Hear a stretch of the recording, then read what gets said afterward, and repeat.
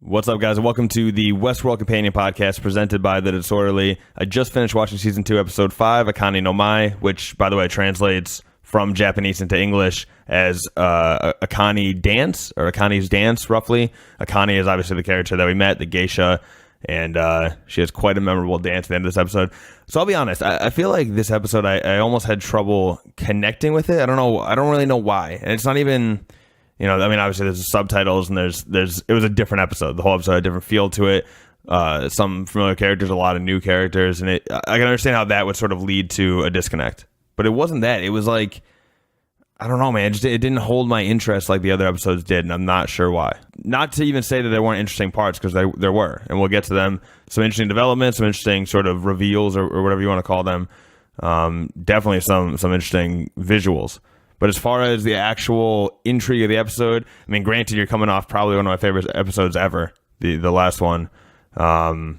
I forget the title of it, but the one that has like the recurring James Delos scenes where he's slowly becoming aware that he's a robot, and then he breaks down and whatever. So that was probably my favorite episode, or at least one of them. My favorite episode of this season, but honestly one of my favorite episodes of the entire series so far. So you're going to have a little hangover effect where I'm not going to like the following episode as much, but even still, even by those standards and understanding that, I feel like this is a drop-off episode for me. And we'll start with the least interesting of the two storylines. So the whole episode follows Dolores and Maeve for the most part, and the least interesting of the two for me was Dolores. Now that might be intentional, and we'll get to that, but starting with the end, she eventually overwrites Teddy. Right, so she taps in and said, "Hold him," and has the technician that's like a hostage guy, and she tells him to override Teddy's whatever. We don't really know, to be honest. On the tablet, there's like an overwrite button, and he clicks it, and it's like, be careful, he might not be able to handle this major of a change. He might basically crash, and that's the last we see of that. So that was interesting.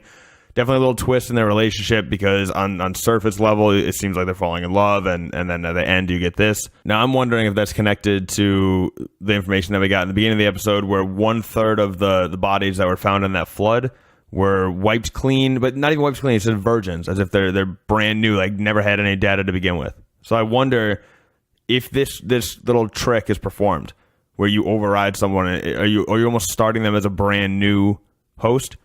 And is it, maybe she tried to do that for all the hosts that are in that flood, and 1/3 of them, just their brains got washed and they're completely erased, and then the 2/3, it worked?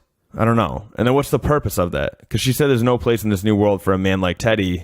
What does that mean? Why can't he do it? And what does override? Like, how did she change him so all of a sudden now he fits in this new world? It's interesting, but either way, if that is connected, the brains being virgins. By the way, I like the juxtaposition of having that sex scene and then immediately, allegedly, making him a virgin after that. But if it is connected to the 1/3 of the bodies that are virgins that were recovered from the flood, then wouldn't that also mean that Dolores is responsible for the flood, which could lend some credence to the theory from the beginning? I think it's one of the first sort of theories that came out that I think I just denounced it last week. But that opening scene where Bernard wakes up on the beach, and they're walking him through, and he's trying to remember what happened. Is it possible that that's Dolores?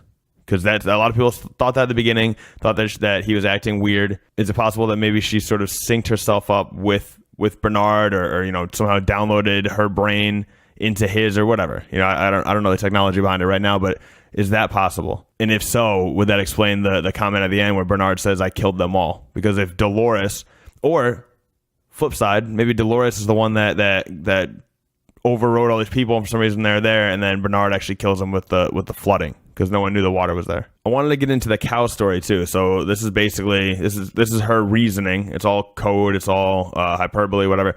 This is her reasoning for overriding Teddy in the first place. So this cow story, she says that 1 year they almost lost the herd because a lot of the cows were sick. The way to combat this sickness apparently was to burn the cows, because the sickness is getting spread by the flies that are going from cow to cow. So by burning the cows, you get rid of the weak, and you also scare the flies away with the smoke. Obviously, I mean, this might have happened or whatever, but this is obviously a huge metaphor, and that comes full circle. And then she's kind of pissed because I wrote it down being like, oh, I get it. But then they kind of explain it very directly at the end. But it comes full circle where the weak cow, the one that is spreading this sickness, is Teddy. And the proverbial burning of the bodies is her overriding his mind. Now, the sex scene, I just want to touch on this quickly. The sex scene was so awkward and so corny. It was like it had like a soap opera feel to it. Even the cuts of it and like the lighting and it, like I almost half expected, the softcore porn movies. Like I almost half expected to hear that smooth jazz playing over the top. But it was really, really corny. It was almost like the scene from The Room. Pick one, by the way. Any of those sex scenes from The Room. But it was so awkward and corny, and I wrote down that it was terrible, but now I'm thinking it was probably intentional. I think the show is too good to steer us that wrong. So I think the corniness of that sex scene is because we're almost seeing it through Teddy's eyes. Like this flowery, like the problem with Teddy is that he's not getting it. He's going too slow. Like he never wanted to it seems like he has no interest in taking over and killing everybody and making the humans pay for what they did or any of that. It seems like he just wants to carve out a little slice of life with his sweetheart Dolores, and Dolores is like, yeah, that's not going to work. He's almost too good a person. He's not violent enough, at least by Dolores' standards, and that's why basically she has to turn him into like I don't know. We'll see. We don't know what the actual override type thing did, but it seems like she probably turned him into more of like a violent person, or at least more of a obedient follower, and not one that's going to spread messages of love and all this stuff. That's what it seems like. Because I think the sickness in this situation, the cow sickness, I think in this situation with the robots, the sickness is an unwillingness to do what needs to be done in order to overthrow the humans and take over the world. But yeah, and now on to Maeve. So first of all, we get to our first look at Shogun World, or second, I guess. I think it was 2 episodes ago when Maeve gets attacked by some sort of samurai, and we got a little glimpse of it, but that was it. This is our first deep dive into Shogun World, and we find out that it's basically Westworld 2.0, which I think some people theorized about. It might have even come out at some point, but Shogun World, the reason that Lee was so scared of it is because Shogun World's like an extra violent. They said it's basically a theme park for people who find Westworld too tame. And actually, real quick shout out to this. Obviously, Westworld's very violent. That you see, and especially when you get in the outskirts and you see some pretty violent stuff. So how do you show that Shogun World's really more dangerous? Because it seems like inherently it wouldn't be, right? There's swords versus guns. Like what makes it more dangerous? They really, really stepped up the violence. Like the violence in the Shogun World scenes gave you being the audience member, a real feel for how much more dangerous this place was. I just thought that was really well done. Also enjoyed the recycled storylines and the term doppelbots. So basically, Hector Escatone, and then the girl with like the dragon tattoo on her face, and the group of bandits or whatever, they recycled that for the Shogun World. And I loved how they play Paint It Black in the background, because if you remember when they were doing that whole robbery scene, when they are taking the safe from the whorehouse in Westworld, that whole scene, they're playing Paint It Black. So I love that callback of going back to that song just to reiterate, because they even said, they're like, oh, this looks like really familiar, and then obviously they spell out that they're actually basically recycled storylines. I think Lee says you tried writing 300 storylines in 10 days or 3 weeks or whatever it was. So I thought that was funny. I don't know if there's much more deeper context to the fact that there are doppelbots and there are recurring storylines, but even on face level, it was an entertaining little like twist to the show. So I liked that. But of course, the big takeaway is Maeve's new voice. So we've seen her use voice commands to control other robots. That's happened before. We've seen a lot of people do that before. But for the first time, her mouth's being covered or whatever. Oh, no, she's getting choked out. That's right. She's getting choked out by ninjas, and her eyes are rolling back, and seems like she's about to go out. All of a sudden, she almost finds this ability to telepathically communicate to these other robots, and then the guy kills himself. He puts his face right through a spear on the wall or whatever. It's pretty dark. But that's interesting because now, obviously, the new power that she's discovered is that she can, without saying a word, and by the way, on a massive level. Like it seems like the final scene where everyone started fighting each other instead of fighting them. That final scene was really like in an instant she got everyone to turn. So it seems like this is much more far-reaching, much more powerful. The whole thing is done without having to say a single sentence or command or anything. So it's definitely a huge leg up for her. Now, as far as the technology behind it, I don't know. Is she tapping into the mesh network? Remember, they being Bernard, described the mesh network as being sort of this situation where ants in a colony can all kind of communicate with each other without having to say anything. Not that ants can talk, but do you know what I mean? Like, I think it's something like that. So is she doing that? Is she like tapping into the mesh network and she can control robots? Because that's the other thing too. Now we've seen her do it with people in the room. Could that mesh network connects everyone, right? So could she be controlling people all over the place?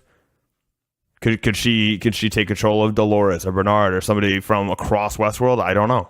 I don't know. But I have a feeling, like with most things, she's just discovering this. She's probably going to find new uses for it, find out ways to amplify it and do bigger and better things as the show goes. That's definitely a huge, I mean, the implications behind that sort of ability is crazy how far reaching they are. And at the very least, it seems like she at least could have an army if she wants, right? You see all the Shogun warriors returning to base, and they're all running in. And it seems like, I mean, she's calm, but it seems like if she wanted an army, she can just be like, hey, you're my army now, subconsciously, right? She can command them to kill themselves. I'm pretty sure she can command them to follow her, right? So that's an option too. I don't know if she wants an army, unless she like changed her plan or whatever, because it seems like originally she wanted a small group that could just kind of navigate in and out and find her daughter. Why would you need an army for that? I don't know. But it seems like if she wants an army, she can have one. If she wants to tell these people to just, screw off and she's going to take off on her own or whatever, that's an option too. But I'll probably wrap things there. Like I said, this episode, I don't know. It didn't really have, I'll watch it again. I'll do a deep dive later. I'll do my revisiting Westworld later. And maybe I'll find some more things. But for some reason, unless I missed something huge, I feel like it just didn't, I don't know. I hate to be like down on this, 'cause I love the show so much, but I feel like that episode was a kind of a down one for me. But I appreciate you guys listening all the same. TheDisorderly.com for the best in sports and entertainment. As always, I'm doing my MLB posts, my weekly recap. The Red Sox are doing pretty good right now. 6 out of their last 10, I think. So they're catching up to the Yankees. We have more wins than the Yankees. I think it's an exact tie. But anyway, people listening to this probably do not care about Boston Red Sox. Oh, maybe though. Who knows? I do. But we'll see. If you like that, tune in for that. Obviously, the Spotlight, those are the daily posts that David St. Martin does. It's got really some great hidden gems from the world of entertainment and deep dive into things that you're probably not seeing on like the front page of Yahoo, But please check that out. You can find me on Twitter at Nick Risner, NickRizner. DMs are open if you have any questions or theories. I'll get to it in the Revisiting Westworld episode, but we got a comment on the last companion podcast or maybe the one before, I don't know, with a really interesting fan theory. So I'll jump into that as well because it's interesting. I got to think more about it. That's the only reason I'm not doing it now, because I have to really like process. I don't know. We'll see. It's interesting though, so stay tuned for that. But that's me on Twitter. You can find The Disorderly on Twitter at Disorderly Media, and then Disorderly ENT on Facebook. If you just search that, you'll find that. Give us a like, subscribe, rate, review. Tell a friend about this podcast. Tell a friend about the website. We appreciate it. But that'll do it. Thank you guys for joining me again, and I'll catch you later in the week. Peace.